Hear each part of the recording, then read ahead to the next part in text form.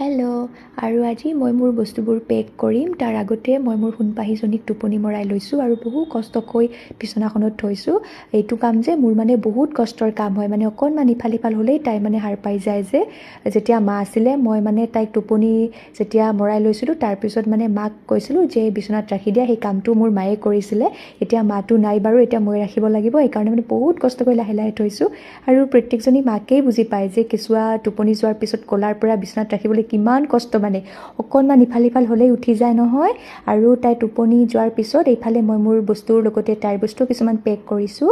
আৰু পেক কিয় কৰি আছোঁ, মানে আমি এই ফ্লেটৰ পৰা যে আন এটা ফ্লেটলৈ যাম সেইকাৰণে।